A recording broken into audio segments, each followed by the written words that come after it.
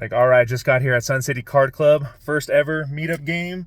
Don't really know what to expect, but I'm here for the ride. Let's go. That's right, boys and girls. It's August 9th, and we're having our first ever meetup game at Sun City Card Club in El Paso, Texas. The first place I came to play that allowed me to vlog, other than Vegas, back in February, I believe. I hit up the owner a few weeks ago saying I was thinking about heading back down, and he suggested a meetup game, and I was like, say no more. So they put it all together for me, which was awesome, and had a solid turnout. But we have a lot of interesting hands to go over, so let's get started. It took a little bit to get everyone's chips and to get situated, so started the session around 7:15. The game was advertised as a 2.5, 3K max buy-in, but most hands were straddled to $10, $15, and sometimes even more, so it played much bigger. Like I said, the cap was 3K, so that's what we sit down with, and I wasn't the only one. There were a few other players who also started with that, so definitely 5 figures plus on the table. The first hand we're going to go over comes about 20 minutes into the session. It folds around to us in the cutoff, and we look down at 9-5 of diamonds. It's our meetup game, so got to get into the mix, so we raise it up to 15. The button gets out of the way, but both blinds make the call, so 3 ways to a flop. And it comes 9-5-4 with 2 clubs. They both check in flow, and not a bad sight to see when you open up a borderline suspect hand and flop top 2 pair. We make a c-bet, as we would with majority of our holdings, and make it 35, charging any draws. And $35 seems to be a decent price for both of them, because they both make the call. Still 3 ways to a turn, and it comes a king of hearts. It brings in the backdoor flush draw, and now there's 2 flush draws on board, but other than that, doesn't really change much. They both check again for a second time, and I'm pretty sure we're still ahead. I think we would have gotten some resistance by now if we weren't, so we're going to continue. There's $150 in the middle, so we go with a 2/3 pot size bet and throw out 1 black chip. The small blind folds, but the big blind calls, so hoping to not see another club. Even if a heart comes, I wouldn't be too upset, but the front door flush does come in. It's an 8 of clubs. Expecting him to lead out on this card majority of the time, but he doesn't. He checks, and we snap check it back. 2 pair. I got it. Yeah, you have a flush. You're good. Yeah. I don't get offended if you call me a donkey in the vlog. No. Playing 3 dudes. He even had a better looking hand on the flop than I thought. He had open-ended straight flush draw with 2-3 of clubs. Wow. Could have been a big one if he raises on the flop and continues on the remaining streets. So thankfully he played it so cautiously, losing the minimum, I think. The next interesting hand, we're first to act in the under the gun and look down at the second best starting hand in poker, pocket kings. We raise it up to $20. It folds around to the cutoff, who makes the call. The button does the same. Both blinds fold their cards, so 3 ways to a flop out of position. And it comes 10-3-9 with 2 clubs. We have an overpair, but not really a board to hit our range, so we check to exercise some pot control. The cutoff wants to take a stab and throws out $30. The button gets out of the way, and we definitely checked, not to check fold, but to check call. So we do, and throw in $30. Now we're heads up to a turn, and it comes a jack of diamonds. We check and flow to the cutoff, the aggressor, and he continues, this time for $100. Action on us, and he only has $200 behind this bet. If he does have a speed, it won't be too expensive if we ship it, and if he does have just a draw, it can put him into a pickle. So I announce all in. He takes a few breaths and does push the rest of his chips into the middle. The river is not a club, so that's good, but it is a king, so now any queen makes a straight. He had a 9-8 offsuit with a 9 of clubs, so not the draw I thought he had, but pair plus open-ended straight draw. Going with our read pays off, because if we just call on the turn, we probably don't get any more value with that run out. Some of the players were asking a lot, will this make the vlog or will that make the vlog?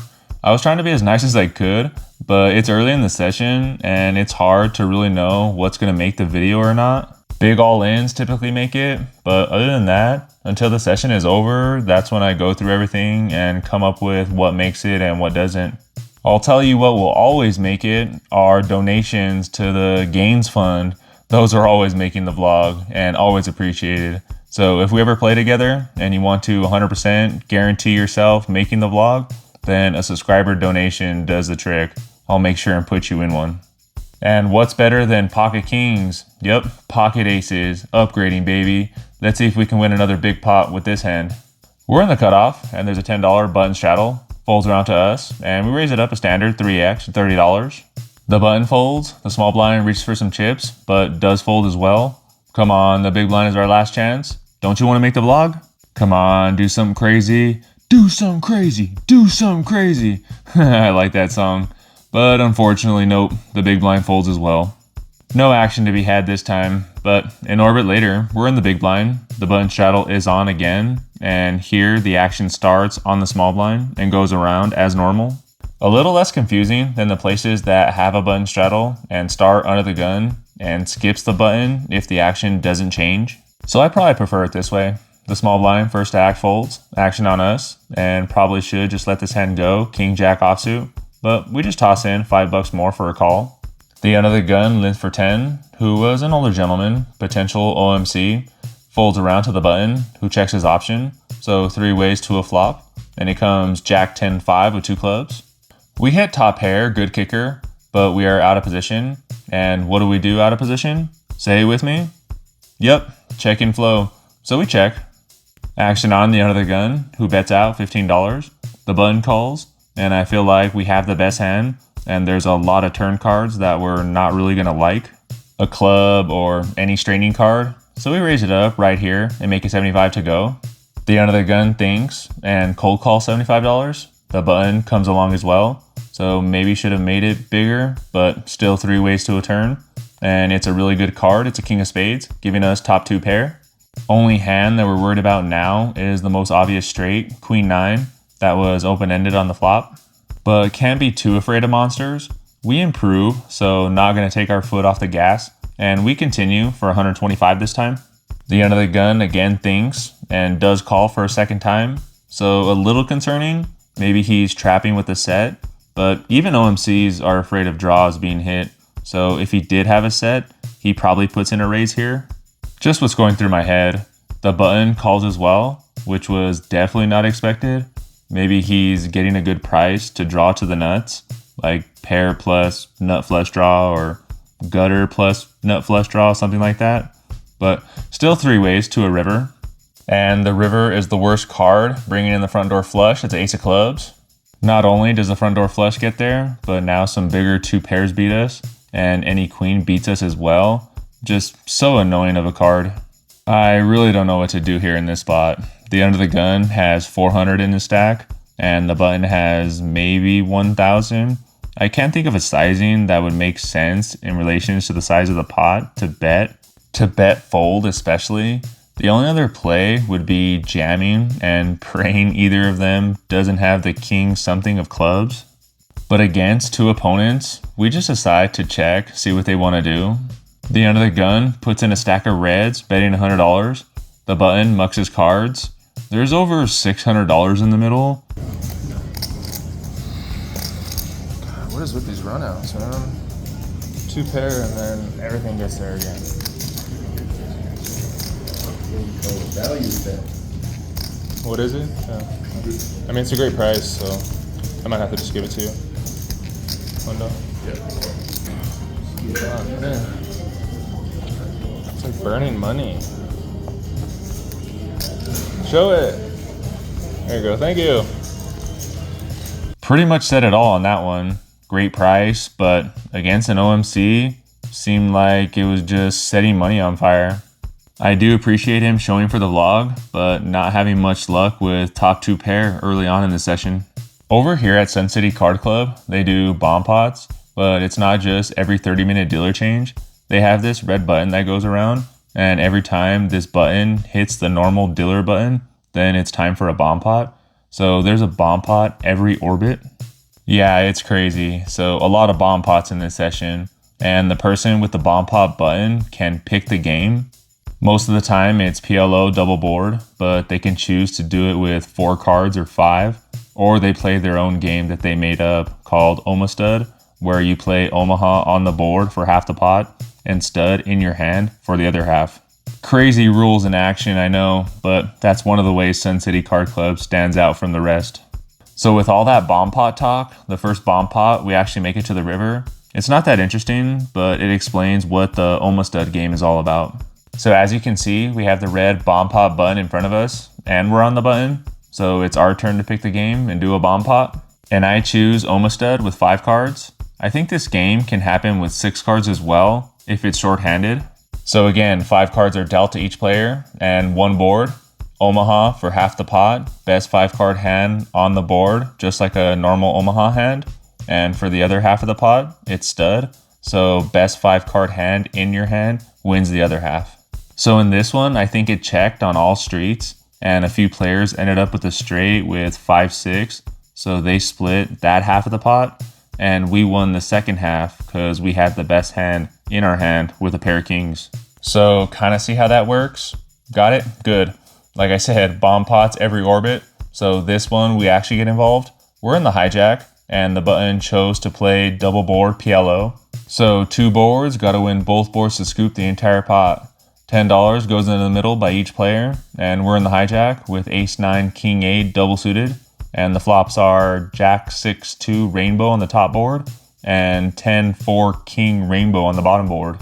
Don't have much of anything really on either board, but luckily the action checks around, and the turns are 5 of spades on the top board and 7 of clubs on the bottom board. We pick up some hope, I guess, flush draw on the top board, but again, that's about it. The small blind checks, action on the big blind, and he bets out pot for $80.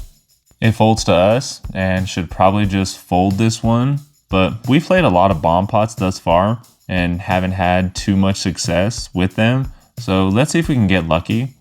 The cutoff and the button fold, the small blind makes the call, so gonna need some of that luck, which we do get in one board. It's a 3 of spades on the top, so we have the second nuts. It's a 5 of hearts on the bottom, which is no help, still left with a pair of kings. Both blinds check on over to us, and I know if one of them had the nut flush on the top board, they'd bet out. So we announced pot ourselves, which was 320, but the dealer announced 400. So that's what we put in, 4 black chips. The small blind folds right away. The big blind thinks for a while, looking back at his cards, but eventually mucks as well. Good result, because it was highly unlikely we had the winning hand on the bottom board. So all folds is a good result in a double board bomb pot. Another bomb pot happened, I'm telling you, every orbit, so no shortage of action here at this meetup game. I'm not going to go into detail on this one, but it was a double board PLO bomb pot, and we split with seat 5. We had a straight on one of the boards, and he had a straight on the other, so decent profit, which are much needed, because these bomb pots every orbit can get expensive. But moving on to a normal Texas Hold'em hand, the $10 button straddle is on. We're in the small blind with 9-8 offsuit. We haven't been getting too involved in the last 45 minutes to an hour, so looking down at this hand, starting to look a lot like aces to me. And again, it's our meetup game, so let's give these guys a little bit of action. We're first act, so we raise it up 3x to $30. The action folds to the low jack, who calls $30. The cutoff and the button also make the call, so 4 ways to a flop. And it comes, what do you know, we hit top pair, 8-5-3 with 2 spades. We have the 9 of spades, and it's hard to hit a pair in this game, and even though there are 3 other opponents, we were the initial aggressor, so we c-bet and throw out a little more than half pot and make it $55. The low jack snap calls before the dealer even counts out the chips. Remember what I've said before, when a player does this, it's a good indicator of a draw of some sort. If he had 2 pair or a set, he'd probably think about it a little bit longer than just for half a second. The cutoff and the button fold their cards, so heads up to a turn, and most of the draws do come in. It's a 7 of spades. We still have top pair, but 3 spades now on board. We decide to check, and the low jack does fire out and makes it $125. On a side note, when this player sat down, the other players at the table said, "Oh, this guy is crazy action." I'm not sure what he did for a living or knew much more about him, but I take that into consideration when he bets out. It's less than a half pot size bet, so taking that and the notes from the other players about this guy, we make the call, see what happens on the river. The river comes and it's a 5 of hearts pairing the board. Probably one of the best rivers to come in my opinion. Still not fist pumping about the situation, but not really hating it either. We check to the low jack, see what he wants to do. If he does make a massive bet, might put us in a really tough spot and we may need some time to think about it. But luckily he doesn't put us to the test and he snap checks it back. I announce I have an 8 and he says an 8 is good. Would have been interesting if he did make a massive size bet, like 400, 500, not gonna lie. Many bomb pots go by, but nothing really too interesting. Some splits for us and some scoops that didn't go our way. And we might have learned our lesson on playing trash hands. So we get involved with this one and we have pocket jacks. We're on the button and we put on the $10 button straddle. Everyone besides 2 players limp for $10. Action now on us. And like I said, we have the jiggities. They must raise in this spot. So we do and make it 75 to go. Getting all the real BS out of there. Seat number 5, the player we just faced the last hand, makes the call. And he was the only caller, so much better, going heads up to a flop. And it comes all under cards, 6-5-3 with 2 clubs. He checks in flow, and we have an overpair, gonna c-bet, and we do, we throw out $55. He calls pretty quickly. Took a little longer than the last time, but still a quick call. The turn comes at 8 of clubs, bringing in the front door flush draw. He checks to us again, and we still have an overpair, and we have the jack of clubs to fall back on. But I would hate to get check raised in this spot, so we exercise some pot control, and we check back. The river pairs the board, it's another 8. He checks to us for a 3rd time, and I feel like any hand beating us would want to go for some value, because this run out, we're more likely to check back majority of the time. We confidently know we have the best hand, so it's time to go for some value ourselves. And there's $300 in the middle, and we make it less than a 3rd pot. Should get called by any small pair or non-believing ace high. Or if he wants to make a move, taking this bet as weakness, we can call a $300, $400 raise pretty easily the way the hand is played out. He doesn't really hesitate and makes the call. We show, and it's good, going for some thin value there on the river. This next hand, we pick up a solid premium. We're in the end of the gun. There's a $15 button straddle this time. You can straddle as much as you want, no max straddles here. So the button straddle to $15. The action's on the small blind, who calls $15. The big blind folds. We're up next and look down at a beautiful hand, ace king suited. We raise it up and make it 55 to go. Mr. Gaines, are you live right now? No, not live. Oh, I'm called. filming, but Oh, you're not? Oh, fuck. Verbal's binding. How much is it? 50. That's That's one of the rules in like Vegas. They're like no live stuff. I'm like, why would I want to do live? Because if somebody tell is you like watching this. me, they can see my head. Mr. Gaines, we're in El Paso, Texas. Fuck what you're doing in Vegas. This guy in seat 6 was quite a character, let me tell you. And this was probably the chillest of his table talk the entire session. He calls, and the small blind calls as well, so 3 ways to a flop. And it comes queen, jack, jack with 2 diamonds. The small blind checks in flow, and gonna c-bet, and hope neither of them have a jack or a queen. And we throw out $50. The button snap folds, and the small blind mucks 3-2 suited face up, and we just laugh about it. Not the most exciting hand, but kind of sharing the vibe of the table. A lot of chatter, a lot of laughs, and just having some fun playing some cards. This next interesting hand we're going to go over, we're on the button, and we did not put on the straddle this time for some reason. I don't know why. A few players step away from the table, so it's only 6-handed. The end of the gun limps for $5. The hijack folds. The cutoff raises to $15. We're next to act, and we look down at a pretty hand, jack 10 suited. My favorite hand, I'd say. And the cutoff hasn't gotten too involved. So if we 3-bet and get 4-bet, that would kind of suck, letting go such a good hand with so much potential. So we just call the $15. The small blind folds, but the big blind and the end of the gun come along. So 4 ways to a flop in position. And it comes ace 3-5 with 2 hearts. Action checks to the initial raiser, and he c-bets, as I would expect most ace high boards. He throws out $20. We have position and potential, so we raise it up right here, right now, and throw out 75. If we get everybody to fold, that wouldn't be a bad result. And if we get called, we have a lot of turn cards that make our hand or give us more equity. Any 10, jack, queen, king will either give us a pair or a gutter, and any heart gives us our flush. The big blind and the end of the gun fold, but the cutoff called $55 more, so heads up to a turn. And it is one of those cards, it's a black 10, so now we have a pair to go along with our flush draw. The cutoff checks to us, and we keep our foot on the gas and throw out $125. He makes the call pretty quickly, so might need some help on this one. With $460 in the middle, the river comes, a 7 of spades, total brick. He checks to us, and now we have a decision to make.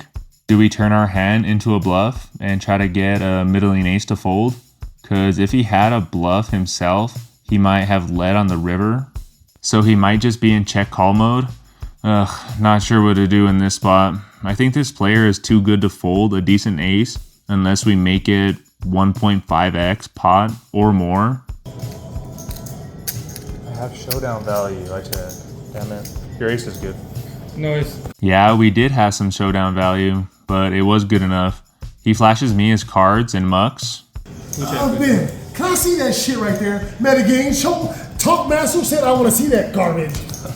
All right, and cut. I know I said it earlier that this guy was out there, but this was another example of what kind of player he was. He was drinking, but the other players at the table said that's just how he is normally. But yeah, this guy was super cool to be around, joking, getting on other players' nerves, making big bets, showing other players his hand while still in the hand. Just a lot of table talk, which I was getting a crack out of. And I think I forgot to mention this earlier. He was originally in seat 1 when the game started, and he sat down with $500 and was all in on the flop with like 10 deuce suited with nothing but backdoors, needing runner to win. And that was his only hand. He lost, and he left for a few hours, but then came back. So definitely not a player that's scared to get the money in. This next one might be the highlight of the night, so strap up. It's already past 1 in the morning at this point, but the table is still live and has no sign of dying anytime soon. We're in the hijack this hand, no straddle is on, and it folds around to middle position, and he raises to $20. The low jack folds, action on us, and we look down at a small suited connector, 5-4 clubs. We just make the call for $20. Everyone else folds, so we're heads up in position to a flop, and it comes 7-5-3 with 2 clubs. The middle position, who was the initial aggressor, checks to us. We have the world on this board, and it favors us way more than him. We want to build this pot, so we throw out the same amount as the initial pre-flop bet and make it $20. He quickly tosses in a green chip for a call. The turn with $87 in the middle comes, and it's our money card. It's a 6 of clubs. We turn a straight flush. Let's freaking go. Bring on all the gains. The middle position is first to act, and again, all small cards favor us. He checks to us again for a second time, and there is no way to lose this hand, so we check back, hoping he catches up somehow. He only has a little over $300 left in his stack, so hoping the board pairs or something and he leads for pot size or more, and then he can't really fold to my jam. Anyway, that's the plan. Let's see what the river brings. And it does come a 2 of clubs, bringing 4 clubs now on board. Not the card I wanted to see. Now it's going to be harder to get value from anything but the ace of clubs. He surprisingly leads on this card. I'm like, all right, maybe at least he has the king of clubs, maybe even the queen. But I guess we're going to find out, right? Come on. He tanks, so I'm like, all right, he doesn't have the ace of clubs, hoping he can make the call with at least the king. He does think for about 15 seconds and does stick in his $333. Have a straight flush.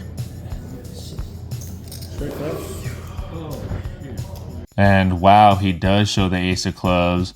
I gotta give him a little bit of credit for thinking that long. I probably just snap call, to be honest, for $300 and not even think twice, but he actually thought about it. It might have been the laydown of the year if he showed him mucked, but just a straight flush versus nut flush, but luckily we're on the right end of it. And here at Sun City Card Club, they do have a high hand promotion, and the one to beat was aces full of 10s, but it ended at midnight, so we were over an hour late. Boo. Oh well, still cool to catch a straight flush on video and get paid. I guess the trick to catching big hands is to film yourself doing them, because before I started YouTube, I caught a few 4 of a kinds and 1 straight flush ever, and in the 11 months I've been vlogging, I've caught 2 royal flushes and then this straight flush in the span of like 3 months. The next hands we're going to go over briefly are some bomb pots. It got down to 6-handed at this point, so these bomb pots were coming around quicker than usual. Remember what I said, every orbit.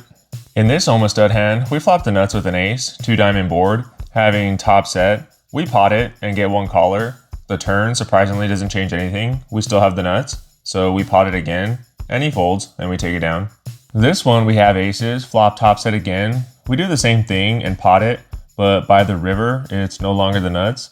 The other guy has a straight, but our pair of aces is good enough for the stud portion, so we chop.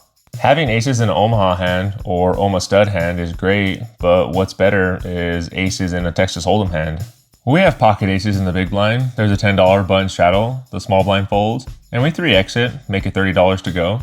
The end of the gun next to act calls 30, and the button defends, so 3 ways to a flop out of position, and it comes 8-5-2 with 2 diamonds. We have the ace of diamonds, but not really a board that will hit us, and not really afraid of anything besides a set, so we check, and action checks around. The turn is another diamond, it's a queen of diamonds, bringing in the front door flush. Us having that nut blocker, now I think it's time to put some money in the middle, so we delay c-bet and throw out 2 green chips for $50. The end of the gun folds his cards, but the button calls, so heads up to a river, and it comes another 2 pairing the board. A really good card if he did have us beat with 2 pair of some sort on the turn. I think we gotta go for some value here, charging a queen or a non-believing middling pair. There's almost $200 in the middle, so we make it almost pot size and throw out $175. We do have the ace of diamonds, so we might do the same thing with ace king, ace jack with the ace of diamonds. He looks at his cards and turns them face up. He had pocket sevens with the 7 of diamonds. He showed me, so I gladly showed him he made the correct laydown. I first just show him the ace of diamonds to make him think a little bit, but then show him the other one as well. The last hand we're gonna go over, remember the character at our table in seat number 6? The whole time we've been wanting to get involved with him, and we finally do get that opportunity. We have ace-10 offsuit in late position. We're still 6-handed, so ace-10 offsuit looks a little more appealing. The end of the gun straddle is on for $10. The end of the gun 1 folds. We are next to act, and we raise it up to $30, standard size. Keeping everything consistent, the button folds, the small blind comes along for $30. Action on seat number 6 in the big blind. Not being recorded while I win these hot tech Matty Games raises. I raise. How much is that? All right, make it 60. Yup, he min clicks it to $60. The end of the gun folds, action on us, and we aren't folding to any min clicks, especially to this player. The small blind completes, so 3 ways to a flop in position, and it comes 4-3-3 with 2 diamonds. The small blind checks and flow to the 3-better, and you will not believe what the big blind does. Let me pause the video real quick and you can get your guesses in. Does he check? Does he c-bet to $100? Does he jam his whole stack in? Or does he open muck? I'll give you a few seconds to type your guesses in. A, B, C, or D. All right, let's find out. It's on me. I got a Tucson Monster.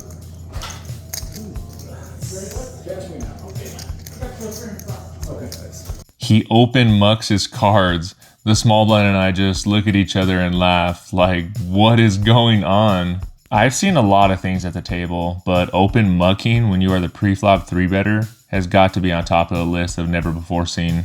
The small blind and I just check it down, and our ace high is good. We play a few more hands, but it got down to 4-handed, and it seemed like every other hand was a bomb pot, so the table finally breaks after over 7 hours of playing, and we lock up a huge win.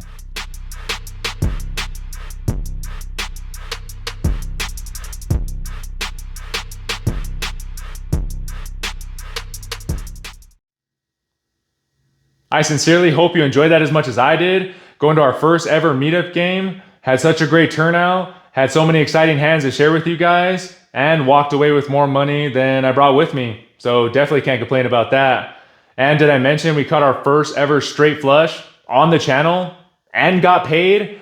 I don't think I could have scripted it any better, let me tell you. Also, we just hit 2,000 subscribers, so I want to thank each and every one of you who watch and support the channel. I really do appreciate it. It's been a blast these 11 months thus far, sharing my poker journey, and I can't wait to have many more firsts, more meetup games, so I get to play cards with all you guys one day. That'd be awesome. Lastly, I just want to say one more thing, an announcement. I'm going to be in Vegas on these dates for about a week at the end of the month.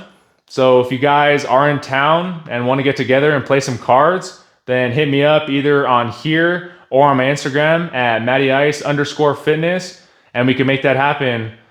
Good luck at the tables, in life in general. Work hard, stay grinding, and always remember, I'm Matty Ice. This is Gaines Poker. Peace out.